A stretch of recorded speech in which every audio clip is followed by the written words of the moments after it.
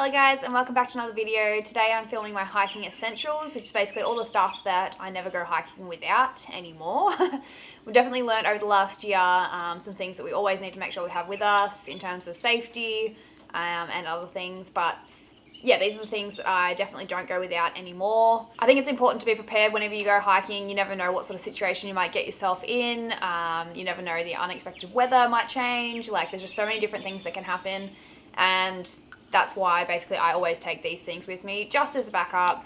A lot of the time you often don't end up needing most of the things that you take, but I would much rather have it with me and know that I am safe if something does happen, compared to going without and then needing something that you don't have, ending up in a bad situation. So yeah, we'll jump into it now and I'll show you guys my hiking essentials that I always take with me. The number one is not safety related, and these are in no particular order, but number one for me is my camera. Obviously can't show you guys because I'm filming on it right now, but my camera is always a must-have when I go hiking. You just always come across something beautiful. Like, I just love being out there. There's always something I want to capture. Take in mind that I am a photographer, so it's going to be different for you guys and you may not care so much about that and you'd rather be in the moment and not spending your whole time taking photos. Which obviously I love doing too, but there's just always so many beautiful views and things to look at and different things like to see. If I didn't take my camera with me on a hike, I think I would definitely regret it, although it's probably a good challenge for me one day to try it and see what happens. But I just love the photos that I get from it, and then obviously making videos and having memories of the hike that I've done. So I always make sure I have a camera with me, and I think it's a good opportunity for you guys too. Obviously, if you don't have a camera, you can definitely use your phone, which I would say 99% of you would take with you on hikes anyway, which I would recommend. But yeah, definitely your phone. Most iPhones and that sort of thing have really good cameras these days, but another option is, say, like a GoPro or a small little compact camera. But yes, number one is definitely my camera. Number two is a personal locator beacon. We have learned that we definitely need to take one of these with us. We actually didn't get one of these for the first few months that we were doing big proper hikes, but yeah, we definitely need it and we should have gotten one earlier. It's just for peace of mind. Basically, for those who don't know, it's a satellite communicator. Well, it's a satellite device that communicates via satellite, but this particular one you can't actually use to send messages or anything. Depends which one you get. This one, basically, you just press the button that's under this little safety hatch here. If you, say, broke your leg and you're on top of a mountain, there's no way of you getting down, or you basically needed rescuing for an incident or an accident that occurred that you obviously didn't expect, and you have no way of getting back. So you would basically press this button in case of emergency, and then it would send alerts to authorities, whether that be ambulance, police, SES, whoever, and they would come rescue you and most likely take you to a hospital. This is obviously good for when you are hiking because you don't always have reception. You can't rely on having reception, so definitely a personal locator beacon is a must. And yeah, couldn't recommend getting one of these enough. The batteries last for years, so once you make the initial investment, you don't have to worry about it for a very long time. But if you do want to spend more, you can get ones that can send messages, say, to mobile phones back home to check in with people to let them know that you're okay. But this one is purely just a rescue button, basically. Number three is a first aid kit with an emergency blanket. This is basically just the shell of one that we've put together and customized. So we kind of took out a lot of the things that came in it that we thought we wouldn't need for hiking, and we put in the things that we do need. So we've made sure that there's like a bandage for snake bites, that sort of thing. We've got our emergency blanket in here. Lots of things which you just need to personalise for yourself. You can definitely get kits that are made for hiking, but just go through it and make sure everything is in there that you could possibly need in your situation. But definitely a first aid kit, especially for solo hiking, just in case something goes wrong. You just want to know that you've got some supplies. Yeah, but definitely a snake bite kit in Australia is a must, I would say. And yeah, just make sure that you're covered just in case of an accident. The next thing that I never go hiking without is my LIFESTRAW Go bottle. If you haven't watched my review video, go back and watch that now, or after this video, go back and watch that. I'll link it below. But basically it's a water filter. I never go hiking without this because obviously the water that you find when you're up hiking, especially for multi-days or anything like that, you don't know if it's clean. It's usually coming from a stream or a lake or a river, and you obviously don't know what's in there. So I definitely always take this, and yeah, you just take the lid off, fill it up with the water, and then put it back in. And this straw is basically the filter, which gets rid of all the bacteria, parasites, everything like that could make you sick. So I always take this with me. It is very light, like 220 grams, and is definitely one of my hiking essentials. This was a lifesaver on my trek to Everest Base Camp in Nepal as well. But yes, you definitely need to make sure you are carrying water for number one, and number two, have a filter. And this is the one that I use for mine. The next hiking essential I always make sure we take with us, most of the time, sometimes we have forgotten and it's been a big mistake, is food or snacks. So these are usually a good backup just to kind of chuck in the backpack just in case, or you think you won't need it or something like that. These are Cliff Bars, which is basically just like an energy bar, but they've got a lot of protein and they're actually full of nutritious like ingredients. You just never know how long you're gonna end up on the trail for, and it's usually, well, definitely for us, longer than expected. So having food as a backup is always a good option. Also in case of, you know, emergency, say you do break your leg and you're stuck and you might be stuck there for 8 hours and you don't, you know, just in case of a backup. You never know what's going to happen or where you might get stuck. Maybe the weather forces you to hide out in a shelter somewhere and you can't return for a couple of days. Like, just always make sure you have more than enough food or snacks with you just in case, and it can't hurt because we all love snacks anyway, so it's a win-win. My next hiking essential is a head torch. This is honestly just a cheap one from Anaconda. I literally think it cost me like $5. But Matt has a good one, and we always make sure we take them with us. As I said, we always end up hiking for longer than expected, and often come down in the dark, so we need to make sure that we have head torches with us just so we can see what we're doing. We don't trip and break our ankle or something like that. But especially obviously for overnights as well, or multi-day hikes at night and in the mornings, you need to be able to see, maybe going to and from the toilet or whatever. So always make sure you have a head torch. I would recommend getting a better one than this, and I am going to upgrade one day, but definitely if you're starting out, you can just get a cheap head torch.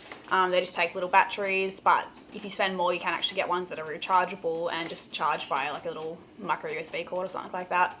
But yes, head torch, always make sure we take with us. Even if we think we're not going to need it, and most of the time we don't, it's super light, like it doesn't matter if it's just in your bag and you've just got it with you just in case. The next thing I always take with me, even if I think I won't need it, is my rain jacket. This is the one I've got, it's just the Kathmandu one, but it is Gore-Tex and that's why I love it. It literally, I've never ever gotten wet through this, even in pouring rain, snow, everything like that. It's very good quality, and this one's actually, it's quite long, like down the torso, so it actually kind of goes over your waist as well, which stops, obviously when the rain's dripping down it, it's not going to like end up on your pants and stuff. It's got pockets, and yeah, anyway, no matter what rain jacket you have, I think it's definitely worth always taking it, especially if you're going up to the alpine regions, up in the mountains. The weather changes so quick, and so many times we think like, oh, it's not going to rain today, there's nothing predicted, you know, like, but honestly so quick the weather can change and all of a sudden you could be in the middle of a storm, or like it's just super windy, which is also another good reason to take a rain jacket like this, is just for like a hard shell, which is Gore-Tex is really good for as well. Just to protect you from the wind and the cold, because it can make you absolutely freezing. Even if the sun's out but it's so windy, you can be so cold. So I always make sure I have this with me. I don't trust the weather people. All the apps seem to always be wrong, and especially up in the Alpine, it can just change in an instant. So I always take my rain jacket with me. The next essential is sunscreen. It's definitely a must for hiking. I always make sure I take sunscreen with me, even if it's gonna be overcast, predicted rain, like you don't know when the UV is gonna be high, or you can search up the UV to see when it's gonna be high, but you might look outside and see that it's overcast and think, oh, it's not sunny, I don't need sunscreen, but trust me, you will still get burnt. Well, I will anyway, because I'm fair skinned. But definitely take sunscreen, because you can burn so easy, even when it's overcast. And obviously when you're out all day, you're going to be spending a lot more time in the sun. You might be doing an 8-hour hike, so it's a long time exposed to the weather conditions, and you can definitely still get burnt even when it's overcast. So definitely take sunscreen, and it's always a good idea. And then all those reasons lead me on to number 9, which is a hat. I usually take a cap just because of my hair, so I usually have it up in a ponytail. And I find a cap is much easier to just kind of put the ponytail through here. I would like to use a wide brim hat, but it is just harder because you have to have like a low ponytail. Anyway, women's problems or whatever. But always take a hat for the same reasons that I said with sunscreen. Just protects your face from the sun. It is also good for rain though as well, like when it is raining and you've got the cap. Obviously the rain hits this, it doesn't go straight onto your face and like drip down behind your sunnies or anything. But a hat is definitely an essential for hiking. This is just the Kathmandu one. It's nice and breathable, which is something I would recommend. Make sure it's got like kind of holes through it, and like it's nice and light and airy, and it's made of light material and breathable. So if you do like sweat or anything, it doesn't get really hot on your head as well. The next essential I always take with me is lip balm. When I'm hiking, I always take one, basically to protect my lips from all the elements, same as the sun, the wind, everything like that. Can be quite harsh on your lips, and they often do get very dry, especially if you're dehydrated as well, which you shouldn't be. Like, make sure you're drinking lots of water if you're hiking, but if you are, lip balm will help. There is a good one that you should take hiking. The brand is called Sun Bum. You get it from Anaconda. It's like $5 for a little lip balm, and it's got SPF in it. So I usually try and take an SPF one when I go hiking, just so it does actually give me that extra protection from the sun. Essential item number 11 is my sunnies. These ones, they are just the brand Carve. They were like $50 from Anaconda, but they are polarized, which I think is the biggest tip to make sure if you are buying new sunnies.